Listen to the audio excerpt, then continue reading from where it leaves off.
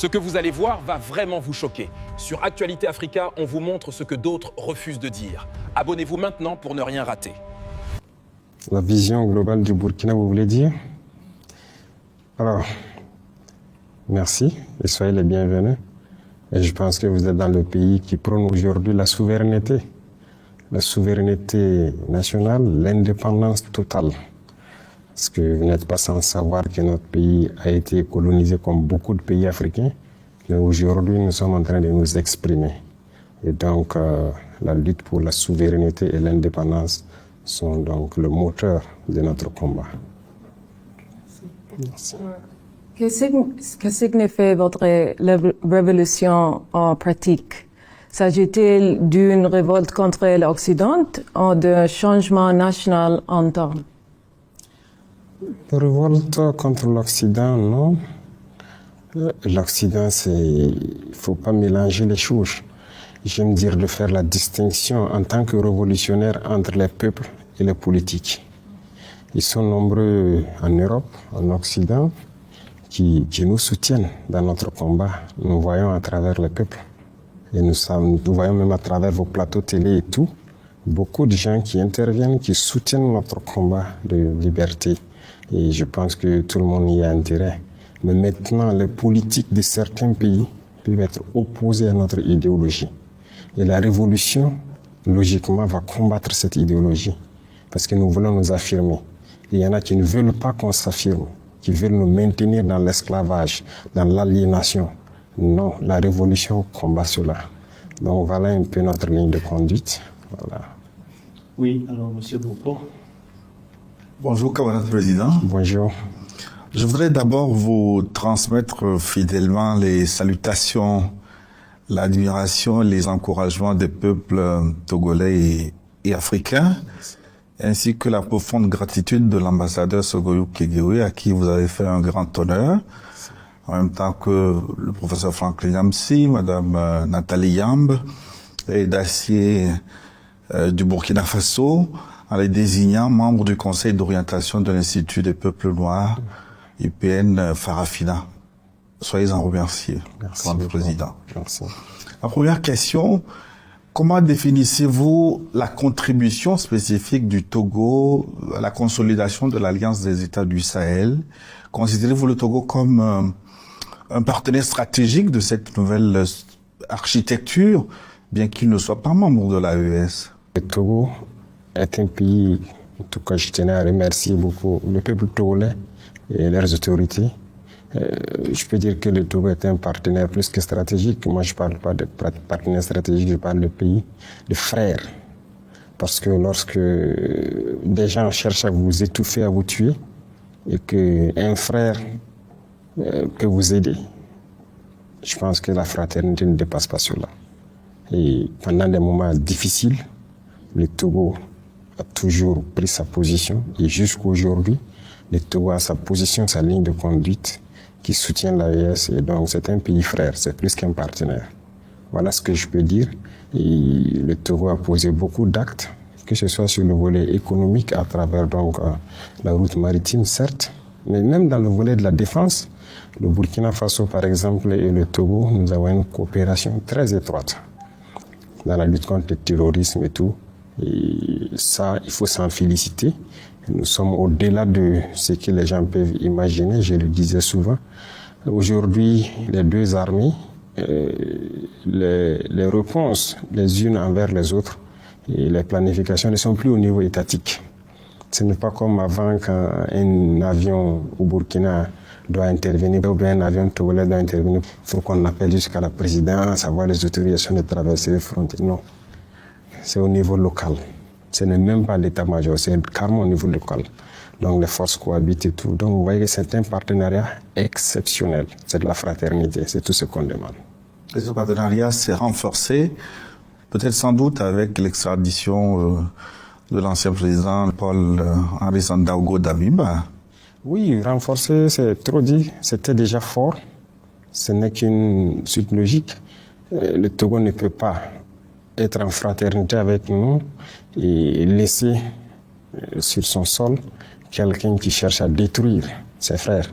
Donc c'est nous qui avons souhaité Donc, que le Togo les garde depuis longtemps, sinon ça n'a pas commencé maintenant, mais à un moment donné, avec des preuves assez accablantes, donc les autorités togolaises ont décidé de le renvoyer pour qu'il ne soit pas un obstacle à notre avancée. Donc, ça aussi, c'est à saluer. Vous l'avez déjà rencontré depuis son extradition, en tête à tête? Pourquoi? Non, je n'ai pas à le faire. Il est entre les mains de la justice, il entend des tout. Je ne l'ai pas fait. Excellence, on dénombre au moins 5 tentatives de coup d'État contre vous. Qui veut vous tuer et pourquoi? Vous avez dénombré 5, il y en a beaucoup plus. Il y en a beaucoup plus, c'est ce qui est peut-être dévoilé. Tous les jours, il y a des gens qui cherchent coûte que coûte à ce que nous ne soyons pas là. Ceux-là qui veulent nous voir disparaître, ce sont ceux-là que nous appelons les esclaves de salon. Ce sont ceux-là qui vendent l'Afrique, qui ne veulent pas que l'Afrique soit libre. Ce sont très souvent des Africains qui sont aliénés et qui sont exploités. Aujourd'hui, vous êtes Italien.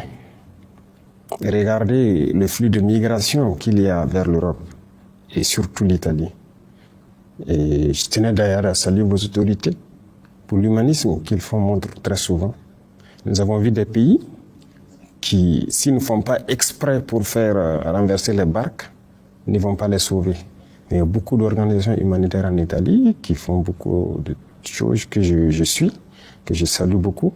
Et beaucoup d'Africains sont en Italie.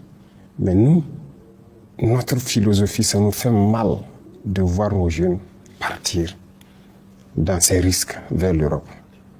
Le jeune Africain pourrait prendre son avion, aller faire son tourisme en Europe, un peu partout, mais pas prendre le risque de monter dans une barque, se faire tuer dans l'océan éventuellement pour atteindre l'Europe.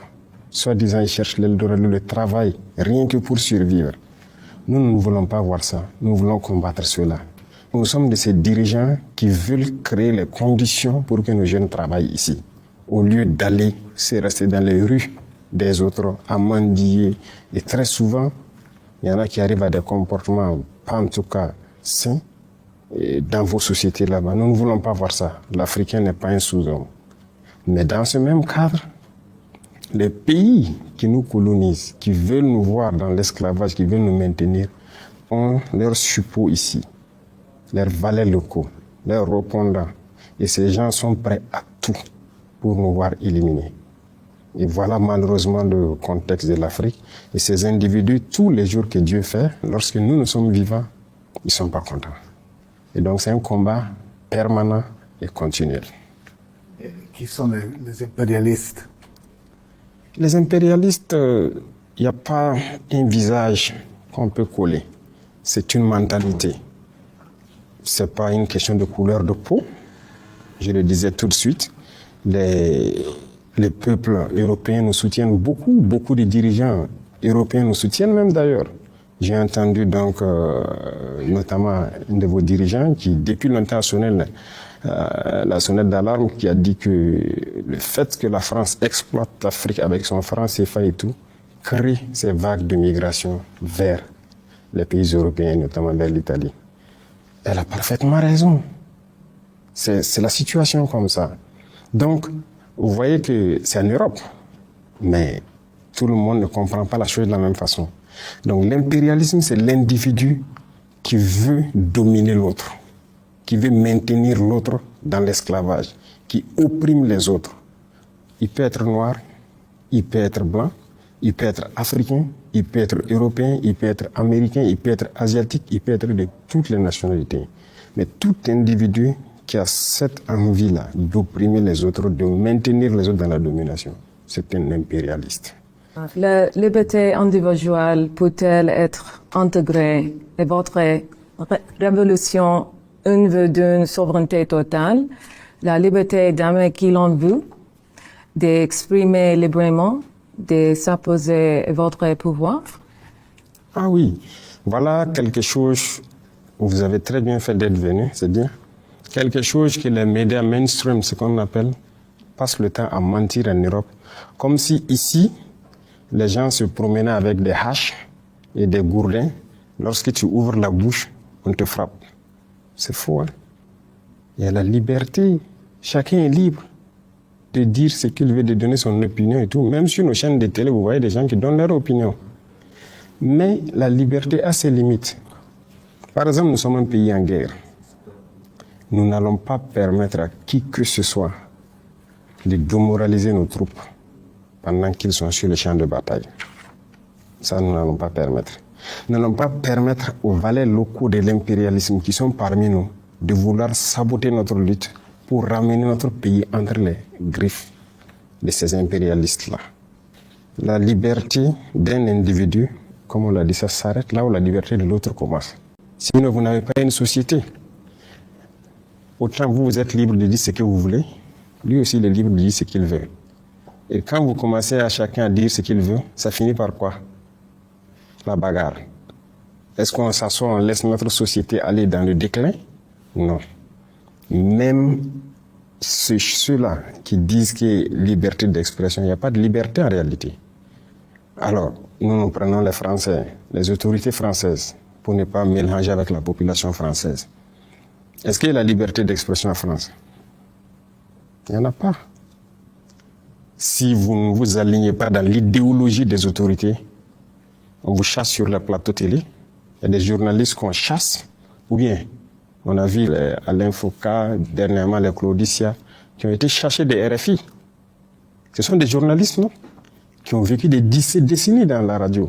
Pourquoi on les cherche? Leur opinion. Donc il n'y a pas de liberté d'expression là-bas même. Regardez aujourd'hui les guerres qui se passent. Est-ce que vous êtes fou en tant que journaliste? Aller faire un certain reportage, ça ne va jamais passer. Quand la guerre Russie-Ukraine a commencé, on a cherché beaucoup de médias russes en France. C'est ça la liberté d'expression? Non. Chaque liberté a ses limites. Quand les paysans, les gilets jaunes et autres sont sortis, on les a bien tabassés. Ils ont voulu exprimer leur opinion pour dire à l'État, il faut une certaine politique pour que nous aussi nous puissions vivre. Nous, ici, nous, on prend soin de nos paysans. Non, nos paysans n'ont jamais marché quand on les a tabassés. On prend soin d'eux, on fait tout ce qu'on peut pour qu'ils puissent cultiver tranquillement, donner le meilleur d'eux-mêmes. Mais ailleurs, ça ne se fait pas. Mais ce sont ces pays-là qui sont dans des tribunes en train de dire pays de liberté. C'est faux. C'est tous des dictateurs. Leur liberté, c'est vis-à-vis de l'Afrique. Donc, il faut relativiser la liberté. Ici, nous sommes plus libres que eux. Beaucoup plus libres. Alors, derrière les tentatives de déstabilisation que vous évoquiez tantôt, il est souvent dit que les mains de certains pays voisins se cachent derrière pour appeler un chat, le Bénin, la Côte d'Ivoire. Est-ce que les relations ont évolué avec ces pays voisins? Est-ce que vous êtes prêts à une désescalade et à quelles conditions, camarade président? Ça ne dépend pas de nous. C'est eux qui ont lancé l'hostilité. Je vous rappelle quelque chose. Quand nous sommes arrivés, nous n'avons pas de problème avec quelqu'un. On a communiqué avec tout le monde, on a fréquenté tout le monde et tout. Mais c'est un jour, par exemple, j'étais assis. Le ministre de la Défense me dit que les Ivoiriens ont envoyé une note de retirer tous leurs élèves de nos écoles. L'académie, le PMK, l'ENSO, vous voyez. Mais j'ai dit, mais il y a quoi? Et puis ils retirent tous leurs élèves officiers et sous-officiers et tout. Aucune explication. Il dit, mais préparez donc à la réciprocité pour faire venir nos enfants, parce qu'on ne sait pas qu'est-ce qu'ils ont derrière la tête et qu'ils font cela. Voilà le point de départ. Le premier acte posé par les Ivoiriens. Nous aussi, on a fait rentrer donc nos élèves et on a laissé partir les élèves. Et petit à petit, on a commencé à voir les actes d'hostilité vis-à-vis de nous. Pas de souci. On prend le Bénin et autres. Nous, on n'a pas provoqué quelqu'un. Mais on a tous vu, quand encore ils ont voulu transporter une guerre dans notre région, mais qui était au devant?